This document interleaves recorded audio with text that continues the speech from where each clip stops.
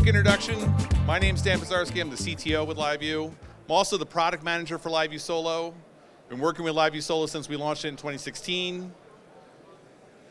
And been working with creators for a long time. We're going to cover that in some of the slides here. So just to give you an introduction who I am. And I'm just going to do a quick introduction, and then we're going to turn it over to some other people that have more information for you.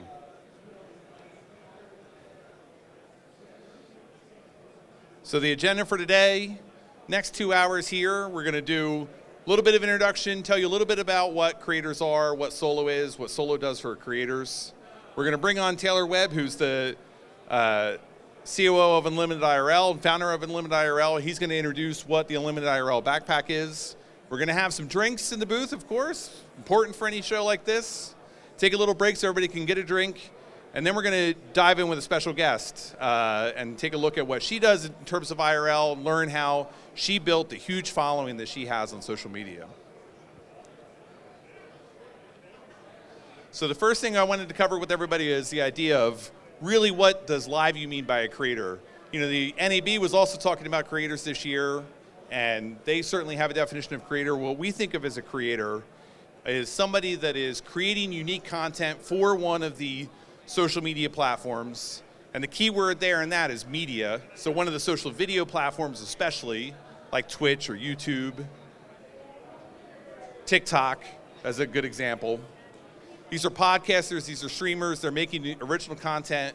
That content gets a huge number of viewers, in some cases more viewers than broadcast TV gets, and that brings in people that are interested in that content and gives those people influence. So you might hear the term influencer as well to describe these creators. I think we're all pretty familiar with the concept. Not everybody understands just how big this space is though, and how much viewership there really is there, and that's one of the important things I think for broadcasters, especially broadcasters here at the NAB, to learn about and understand, because it really is a huge world out there of creators. So how is that different from creating content for broadcast TV? There's just a bunch of ways. It's easy to think of a creator as just an amateur broadcaster because they're one person going live or doing VOD to a platform like YouTube or Twitch, but it's really not the same. They have an approach that's very different from the way broadcast TV is made. They are native to these digital platforms. They didn't start somewhere else and come over to digital as many broadcasters did. The styles of content that are present on platforms like YouTube are quite different from broadcast TV, and they tend to have trends that kind of go across these platforms. So there'll be a wave of a trend on Twitch or a wave of a trend on YouTube, and these content creators work with that, learn to create content that appeals to that type of user and embrace it. And these are social platforms. That's the key word in social media, right? So they're interacting with their audience and they create a community around them, and then they feel like they're part of that community. So really that community for them is on that platform. They don't want to go to TV, they want to be on that platform with their community. So that really creates this divergence from broadcast. We've all joked about it. I think a lot of people here at NAB have joked about it. When we think about the younger generation, they don't know broadcast TV the way some of the old folks like me and myself understand it, right? Your kids probably majority watch YouTube and barely know what broadcast TV looks like, even with streaming platforms. They also want to be a part of this world, so the viewers who watch these content creators on platforms like YouTube, Twitch, get excited by it, and some just like to watch, but many get the idea of like, hey, this is something I'm interested in doing too.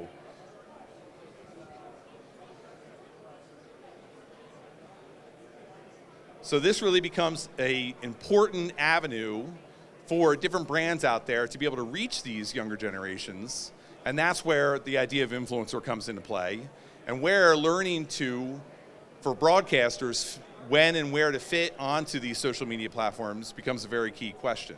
Because you can reach these young generations through these platforms. They're still there, just like in the sense of traditional TV broadcast with advertising, the eyeballs are there. You just have to learn some of these ins and outs of content creators to reach those eyeballs. So how does LiveU fit with creators? Back in 2016, we launched the LiveU Solo. It was meant to be our prosumer product line, aimed at a different type of user than the broadcasters that use some of our other products. And what happened when we launched that was the content creators out there who were looking for ways to go live from more exotic locations, longer, with less interruption in their stream, kind of discovered us. We had, speaking very transparently, a different user in mind, kind of small production companies, and they are heavy users of Solo as well. But these content creators discovered Solo and discovered what it could do for them and kind of came back to us and said, hey, this is something we're interested in, something we want to work with. So we've been working with content creators as far back as 2018. And then since then, through the support of partners like UnlimitedIRL, very good friends of ours, we've built this community. I feel like it's a community around it. I think kind of like a content creator, I feel a connection to that community, and we've built it since that time. So now we have literally thousands of creators that are all out there using Solo as a way to go live to many different platforms. Often Twitch is still our #1 platform, but many of the platforms out there that take live video. And it's really amazing to me. I mean, we've got all different kinds of content out there. I've seen people doing chess streams. We have a lot of travel streamers, true IRL streamers that are just sharing their lives with us. We've got fishing streamers, racing streamers, and we'll touch on some of that content today. Why are they using Solo? Just to get a little, not to get too product pitchy here, but to get a little product pitch in with you. Why are they using Solo on that? Of course, it's LiveU's core value that it's reliable. Cellular bonding's at its heart. We are the originators of cellular bonding in the market, and that's what we built into the LiveU Solo. We also make sure that it's as turnkey a solution as we can offer, although a really important part about how that solution becomes even more turnkey comes from our partner, UnlimitedIRL. But we make sure that we're providing modems, data in the form of Solo Connect, which is the unlimited data plan that you can get with LiveU Solo. And that makes the purchase really easy because then you can use that data and you don't have to go out and solve it for yourself. We've got some new things we've offered over the years. So Stream Tools just launched really last year. Still has the beta mark on it, and we're in the process of upgrading that to the point where I feel we can remove it. That's going to let you do a few more things like multi-destination streaming. So if you're going out to more than one platform, Twitch and YouTube as an example, then that's going to empower that. We talked a little bit about Solo Connect. The 2 modem kits were available up until today. The 4 modem kits are just launching. So one of the key upgrades when we moved from Solo to Solo Pro was to go from support from 2 modems to support for 4 modems when you need it. Can still use 2 modems when you don't. So we needed to upgrade the kits to offer the 4 modems as well. Just covering real basics of the Solo product if you're not familiar with it, or if you're familiar with the LiveU broadcast line and wondering what's different from the broadcast line to Solo. Talked a little bit about Stream Tools as well. So now, let me introduce my good friend Taylor. Again, COO and founder of UnlimitedIRL, and he's going to talk to you a lot more about everything from the Creator Universe and about what UnlimitedIRL does, which is really awesome. Taylor? Thanks, Dan. So this is my first NAB. I've never come before. Our company wanted to have a booth in 2020, but didn't work out. But it's good to be here, and I like it a lot more than I thought I would.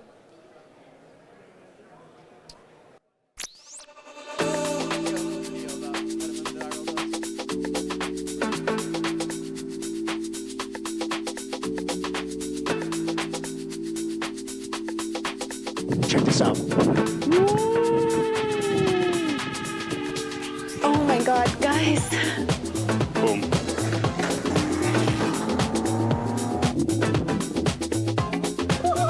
Oh, that feeling is insane. We are getting outside. This is my first time kayaking on Lake Tahoe as well. We're at the MetaQuest booth. Yeah, it's great.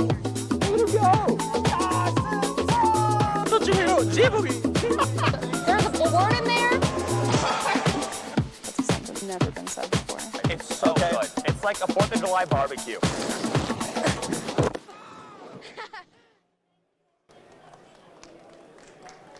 I like that video.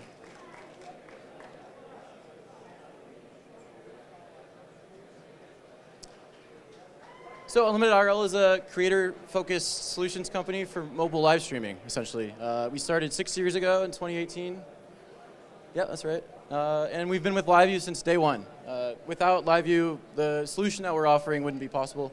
And that's the IRL backpack is our big product. That's just the LiveU Solo and a camera and an all-in-one streaming backpack. So creators that didn't really have interest in exploring technology, they really wanted something that works. They got the backpack, and a lot of people use LiveU Solo as part of their own builds. It's been very rewarding seeing everyone be able to use our product as part of their content creation strategy. So I started as a Twitch streamer doing gaming streams, and eventually I got bored of that. I wanted to take my stream outside, and that's why I discovered LiveU Solo, just like anyone else would. But I really love the product, and I liked IRL streaming, but I wasn't an IRL streamer. I wanted to help other people stream, so I stopped going to college and started UnlimitedIRL with the former Twitch staff, Gun Run, and we made the Gun Run IRL backpack. So we're 100% LiveU Solo, and I'm going to talk to you a little bit about the creators that use our product and why they choose IRL streaming, why IRL streaming works for the newest generations, the other things.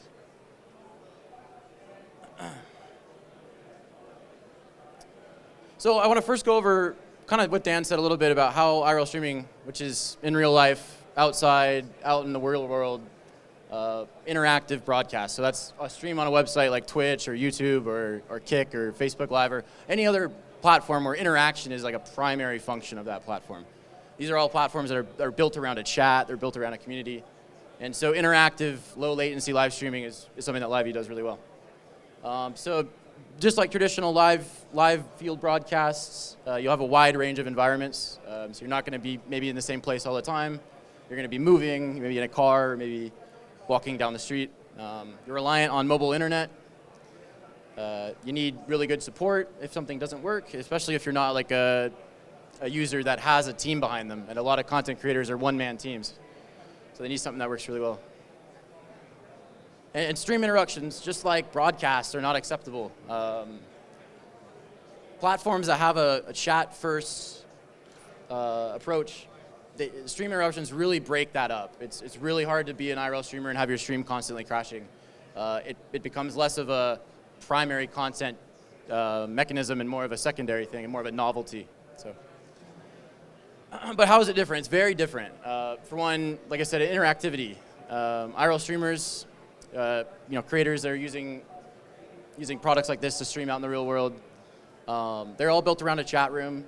So one of the primary creative decisions that's different from broadcast is the way that their community interacts with the stream. And oftentimes, how the stream starts and how the stream ends is completely dependent on how that chat interaction goes. Maybe someone in the chat wants to do something else, and they give them an idea, and they go and do this. So it kind of creates a shared experience. And that's what makes some of these communities so deep, and the viewer retention is so high. Traditional live broadcasts will follow a script generally, to increase polish and predictability, but you lose some of that spontaneity, and obviously there's no chat room for a broadcast program. Engagement metrics for streamers, they're often instantaneous. You'll know kind of how your community is interacting with your content right away. But there's a lag with traditional media, where maybe it's reviews or ratings, and you don't get that instantly. You also don't have that immediate interactivity with your audience. So a lot of IRL streamers will say this. They feel like their communities are part of their family. These people they see often. The viewer retention is really high because of that shared experience where they're on a daily journey together, on an adventure. Especially Ginny. Hi, thank you for joining us. Where you might have a stream that lasts all day, and some of these people will spend multiple hours in a stream, or maybe all day if they can, because it's a shared experience. You can kind of live vicariously through that creator. Brands are also interested in IRL streaming. More and more I see this. It's kind of a unique way of putting your brand out there. Because IRL streams take place in an interactive environment on these platforms, brands can pick up on some of the excitement of a one-off event. And the authenticity of a creator is really hard to beat, and I think Gen Z really picks up on that. I'll get into a little bit more about Gen Z in a minute, but Sponsoring IRL streamers is a really fastly growing. I see it firsthand because we get contracted out to do consulting for brands that want to bring creators in for their content plans. It's a really good way of reaching certain demographics of viewers that is really hard to reach through traditional broadcast. So this was excuse me, did it not skip? Okay. This was a stream we did with a streamer named Sheebs and Subaru, where she took her stream with her on a drive, and they did a picnic, and the brand loved it, so. And the stream loved it, or community. So I want to go over a little bit about the technical challenges with IRL streaming. Just like today, 5 years ago, mobile live streams are really common, and just more and more today, that's becoming common as well, streaming from a cell phone. But 5 years ago, it was a lot harder to do that reliably and with high quality. Just the processors and phones weren't very good, and disconnections were very common. So couldn't really be a primary content creation strategy to use a phone to stream. Especially before LiveU Solo launched in 2016, there were very, very few consumer solutions that allowed for affordable, bonded internet streaming. So the ability to have resiliency in your broadcast, where if you're in a place where there's not good cell service on one provider, having another provider to back that up, that was really hard to do affordably before LiveU Solo. That totally changed the game. So as a result, creator live streams are really limited in the depth that they could achieve and the locations that they could stream from. So just going off what Dan said, I'm a big LiveU Solo guy. I love LiveU Solo. I think it's a great product. And like I said, 100% of our solutions use LiveU Solo. And that's by choice. We're not owned by LiveU in any way, but we love the product, and it's really been a very, very few things are wrong with the solutions that exist. But LiveU Solo allows you to live stream really anywhere in the world. And so we've seen creators take that and run with it. We see, a few years ago when LiveU Solo just came out, people were experimenting with the first versions of the backpacks, where they would add 4 modems together and they would stream, on road trips. And then it became, well, now you can add Starlink. And so we have creators that have RVs, or they have trucks, and they'll add Starlink on top, and they'll take their stream out into the middle of nowhere and do streams from really, really remote locations where they're really the only people doing streams like this. It hasn't really made its way into broadcast. But LiveU Solo Connect was a really big push for this as well. I think Dan had a stat up there earlier, but 95% of our users use LiveU Solo Connect, which is the Solo's data add-on. For a flat rate cost, you get unlimited bonded cellular internet, so you can get the 2 or the 4 modem plans. But those are really, really popular, and there's sort of a divide where you might think like, oh, I can get data plans on my own, but there's a lot of creators that's not really an avenue they would ever take. If it's not easy to use, they wouldn't use it at all, or they wouldn't be able to make this kind of content. So it really creates content that wouldn't exist otherwise. I want to introduce one of our users, Awkward's Travel. I have a little video we made about their experience with IRL streaming. Hi, I'm Gaspar. Hey, I'm Tallulah. And in 2017, we created Awkward Travel. Our content is about, traveling, selling, Diving, scuba diving. adventure, living abroad as an expat. The Solo is easy to use, but I think that the Solo Pro is even easier. Just plug in the battery, plug in the modems, turn on your camera, go live. It's as simple as that. It was crystal clear, absolutely perfect. And really, honestly, we couldn't have done it otherwise. Yes, definitely not. We've sailed and streamed 6 countries, thousands of nautical miles through all sorts of weather conditions, perfectly, thanks to LiveU. You're ready to stream minutes after you arrive into a new country. Yeah, passionate people are fascinating. So find your passion, follow it, and people will come. I don't think there is any niche too small. If what you're showing is interesting, you'll find an audience for sure. And they're probably my favorite streamer to see try new things. I don't get to watch a lot of streams, but every time I see them, they're trying something interesting and cool. We're going to see a few more of their experiences later on. But it's not 5 years ago anymore. It's 2024, and viewer expectations have changed a little bit, especially on platforms that are interactive. You have a higher expectation of quality. I mean, your viewers kind of expect that your stream won't crash all the time. And I would say part of that is led by LiveU's reliable history and the kind of content that's came out as a result of LiveU Solo and advancements in phone streaming technology have really changed viewer expectations.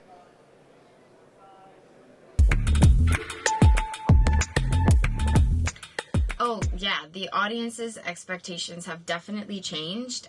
When we first started streaming, all we needed to do was just go live from any remote location we were at. And it was enough. Like, we're going live in like 320p. Quality was terrible. The stream was cutting all the time. But, I mean, no one could really complain about it because back then there was just no way around it. That was IRL streaming.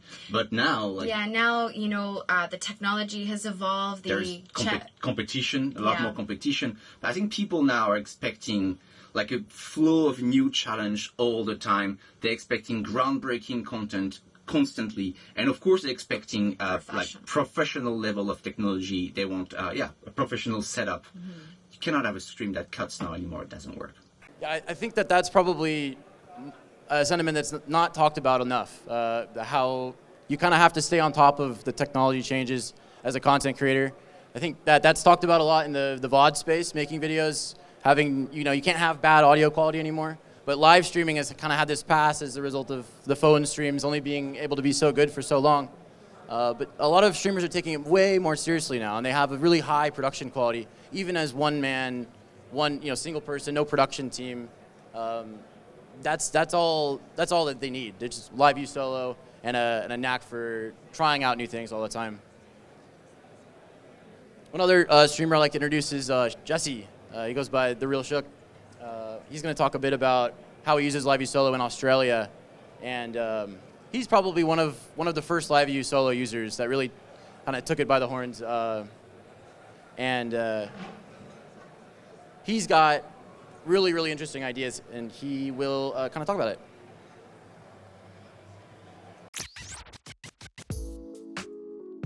What up, guys? I'm Jesse, The Real Shook on 3. You can just call me Shook. The majority of our streams are showing how wonderful the outdoors are through a first-person view, like blue water, blue skies, and green vegetation. Our content has evolved from walking around with a phone on a selfie stick to being able to give the audience a first-person look with great video and sound. Like I have my camera up on my shoulder so we can do hands-free fishing. I'm able to actually show people what it's like to be there in real time at a quality that makes you feel like you're watching a movie. When using the backpack with a LiveU Solo Pro, I know that my gear is going to work, which means I can spend time streaming and not troubleshooting, and that's very important to me. Having the ability to change carriers on the fly to any network I want saves me money and time. There's no need to purchase multiple SIMs for each modem when I can purchase one that does them all. Makes sense. This technology has taken us from walking around on the sidewalk holding a selfie stick to activities like bungee jumping, zip lining, parasailing, riding quads in the jungle, even doing backflips from gliders at 5,000 feet in the middle of the desert. So we got a Land Cruiser 200 series fitted with the high-performance Starlink dish that allows us to stream in places where there's no signal. As long as I can see the sky, we're live. We also got a DJI drone hooked up with DJI mics that allow us to have our own moving cameraman, and it follows me around while I'm fishing, crabbing, boating, or even driving down the beach when we do our streams on Fraser Island. So there's a lot more content options that has kind of opened up as a result of LiveU Solo and Solo Connect especially. Some streamers travel full-time. They're not in their home cities. They're literally full-time travel streamers. And having an option that you land in a new place and you turn it on and it works immediately is really, really hard to understate how drastically that changed the kind of the landscape of what you could do as a single-person live stream. Because before, 5 years ago, that was astronomically more expensive and very hard to do, especially with SIM cards. Solo Connect with the single SIM, bring it a new place and it works is, I can tell you how many times I've heard that can completely change the content strategy for a particular creator. That was a little bit what I was talking about. I think we're going to take a break. If you wanted to check out the IRL backpack, we got a couple set up here. And after the break, we're going to talk with Ginny about how she makes her content. Sam? Thank you, Taylor. Awesome. Yeah, we're going to take a little break, get the stage set up for the interview. We're going to talk to Ginny when we come back. But in the meantime, come check out the backpacks. Go get a drink. Come check out the backpack. Either your order you want to do it. It's fine. And then we're going to come back just 10 minutes or so. All right? Everybody come back.